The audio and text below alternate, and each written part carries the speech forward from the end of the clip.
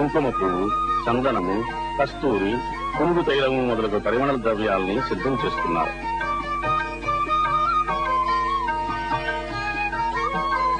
స్వామివారికి అభిషేకం చేసే క్షీరంతో ప్రదక్షిణం చేస్తున్న భక్తులు.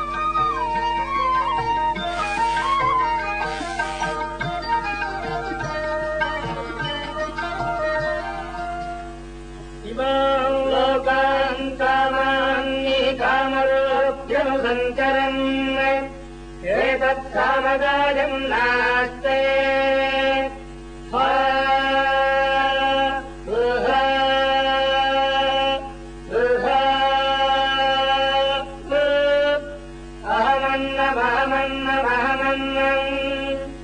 అహమన్నాదో ఓహమన్నాదో ఓహమన్నాదః అహద్దిష్ట్వాగహృదహద్దిష్ట్వాగహృదహద్దిష్ట్వాగహృద్ అహమస్మి ప్రథమజారుతాస్య పూర్వం దేవేభ్యో అమృతస్య నాభాతి यो मा ददाति सविदेव मा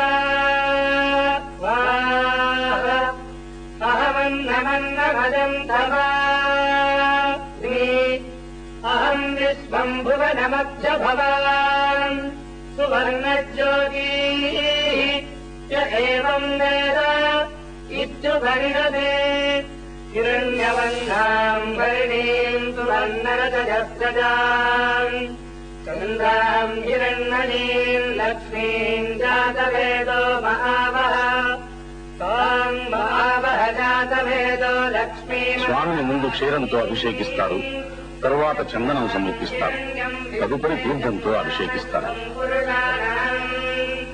పుష్పూర్వాంబుధభద్రాం భక్తినాద ప్రబోధినీం శ్రియం దేవీముపదేశీర్నాదేవీర్యుషదాం కాంజోస్మితాం హిరణ్యప్రాకారమాత్రాం జ్వలంతీం ప్రకృతాం తత్పయంతీం పద్మే స్థితాం పద్మవర్ణాం కామిహోపత్పదే స్థిరం చంద్రాం ప్రభాసాజ్వలంతీం స్థిరం లోకే దేవదుష్టాముదారాం तां पद्मिनीं शरणमहं प्रपद्ये लक्ष्मीर्भेनश्यतां तां वृणे आदित्यवन्ने तपसोऽधिजातो वनस्पतिस्तव वृक्षोऽधबिल्वः तस्य पराजित